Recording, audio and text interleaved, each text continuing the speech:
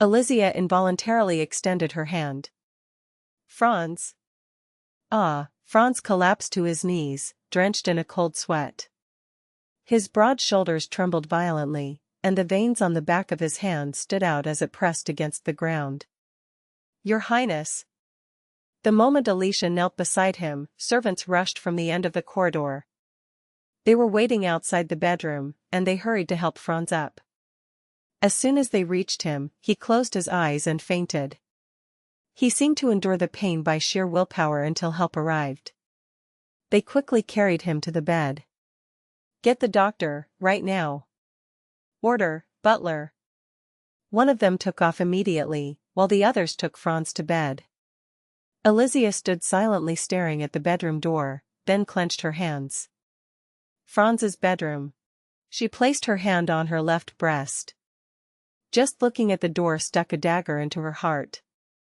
And at that moment, his voice rang in her ears, when he hugged her and cried, Liz, open your eyes. That call, at the moment her love ended in death, still haunts her.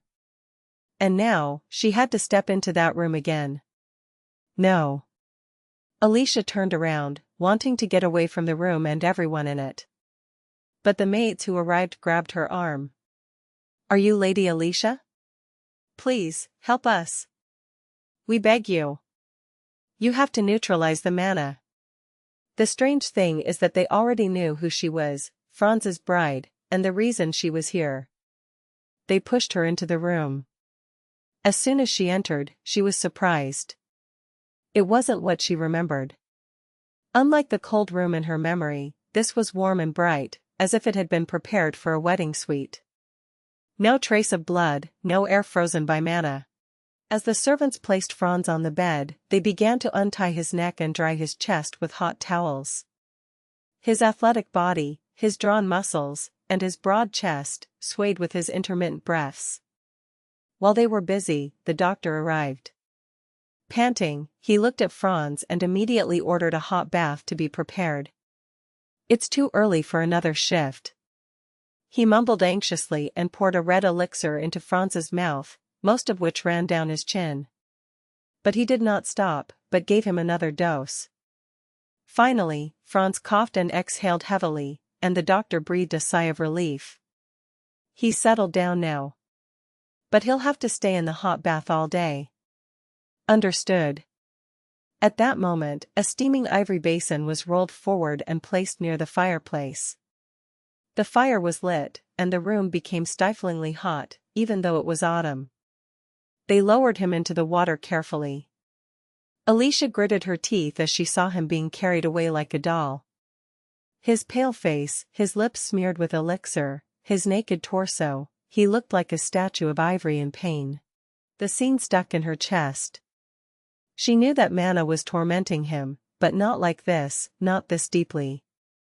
Franz always looked perfect. But now, her chest tightened as she saw him sinking into the water. Is it pity? No. It can't be. She had cried enough for him. Indeed, very much. All I felt was bitterness. To see you in pain, just after you killed me. Despite being his wife, she was never allowed to enter this room. Once, Patricia made her sneak in, and as soon as she opened the door, Franz slapped her. Alicia, how dare you? If it weren't for the bond of souls between us, I would have abandoned you at this moment. He acted as if she attacked him. While all I did was open the door and step inside. He insulted her in the corridor, with words of contempt and sarcasm. Alicia ran across the broken fountain to her separate palace, and there wept, fearing that another insulting epithet would be attached to her.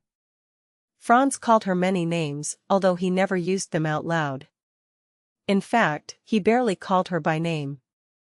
Except when he gets angry, or when he asks to neutralize the mana. Liz, that one word, awful, and yet, sweet. She always wondered, despite his hatred for her, why he didn't give up on her. And now, I know. So that's why. Because he needed it. Until Naeris came, he needed her. She didn't want to know this truth. No doubt, he was celebrating when Naeris arrived, finally free of you.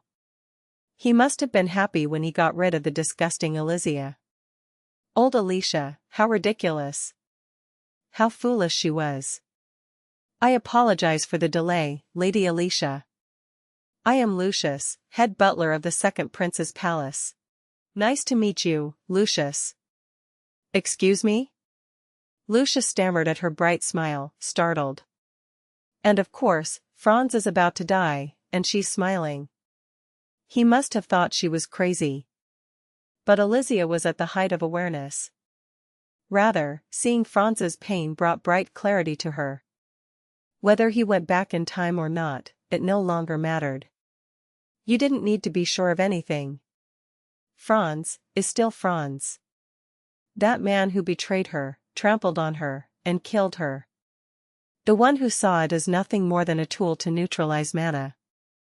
If you were able, could you neutralize His Highness's mana? Alicia stared at Lucius. She can do it. But she didn't want to ease his pain.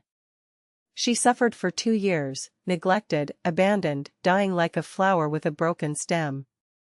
Seeing Franz suffer for one day, one moment, will not erase her agony. No. She wished he would suffer more. Longer. I can't before the wedding. Aren't those the rules? But, if you will show me to my room, I will leave now. Show me the way to the separate palace. Lucius's brown eyes trembled in shock. She must have seemed hard-hearted to him. But she cried more than anyone here, until her tears dried up. I have to change my clothes. Where is he? She gently brushed the sleeve of her velvet dress. She had chosen it for the cold, but the heat of the room made her drenched in sweat. Sorry, Lady Alicia. There is no separate palace. You will be staying here. Here? You mean? Lucius led her to a side door into the bedroom. He opened it, revealing another room. I didn't know these existed. And you weren't expected to know. It's your first visit here. But it is not. However, I didn't know. His gentle tone silenced her. Franz is still passed out in the tub. How many things about you, that I never knew? I guess I shouldn't have said I loved you. She regretted her last confession. Everything I knew now, it made that love seem ridiculous. He must have laughed, when he heard the love confession from the woman he had killed. What did he think when he discovered it was a curse? Did he curse her in turn? Or did he regret not killing her again? I shouldn't have cursed you. I should have killed you. To drag you to the same hell. I should have. Alicia. While she was chewing her regret, a faint voice called her name. She bit her lip.